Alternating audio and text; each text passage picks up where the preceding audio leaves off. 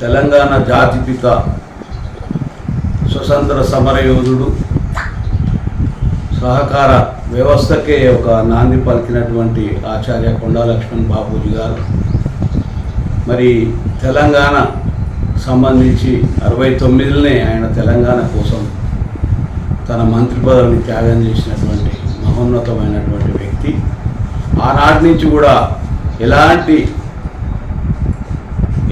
పదవులు చేపట్టకుండా ఆనాడు తలుచుకుంటే ఆయన గవర్నర్ అవుతుండే, ముఖ్యమంత్రి అవుతుండే, ఎక్కడ కూడా లొంగకుండా నా ఆశయమే తెలంగాణ అనే దానికి పాటుపడి చనిపోయే వరకు కూడా అతను ఎంతో కృషి చేసి, దురదృష్టం ఏంటంటే తెలంగాణ చూసినట్టు అయితే ఇంకా బాగుండేది, అది ఆయన యొక్క ఆకాంక్ష ఉండే, అదొకటి చూడకుండా పోవడం చాలా బాధాకరం. మరి ఆయన మనందరికీ తెలుసు, ఈ ప్రాంతానికి కాదు పద్మశాలీలకు కానీ అన్ని కులాలకు, బీసీలకు అట్టడుగున ఉన్నటువంటి అందరినీ అభివృద్ధిలోకి తీసుకురావాలనే ఒక ఆకాంక్షతోటి ఉన్నంతకాలం పనిచేయడం జరిగింది.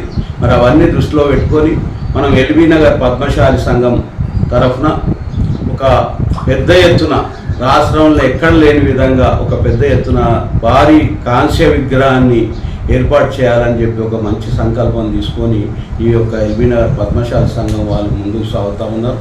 దాంట్లో భాగంగా అందరం కూడా పాల్గొంటూ ఉన్నాం. మరి దీన్ని ఎందుకంటే ఒక గుండెకాయ లాంటిది ఎల్బీ నగర్ అంటేనే, ఇవాళ ఉమ్మడి నల్గొండ జిల్లాలో ఉన్నటువంటి ప్రతి గ్రామం నుంచి ఈ ప్రాంతంలో పద్మశాలీలు నివసిస్తూ ఉన్నారు. అవన్నిటిని దృష్టిలో పెట్టుకొనే ఈ కార్యక్రమాన్ని అందరం కలిసి నిర్ణయం తీసుకొని అందరూ కూడా దీంట్లో పాల్పంచుకుంటూ ముందుకు సాగుతూ ఉన్నారు. మరి దీంట్లో అందరూ కూడా భాగస్వామ్యం కావాలని చెప్పి మేము ఈ ఎల్బీ నగర్లో ఉన్నటువంటి పద్మశాలి బిడ్డలందరికీ కూడా మనవి చేసుకుంటా ఉన్నాం.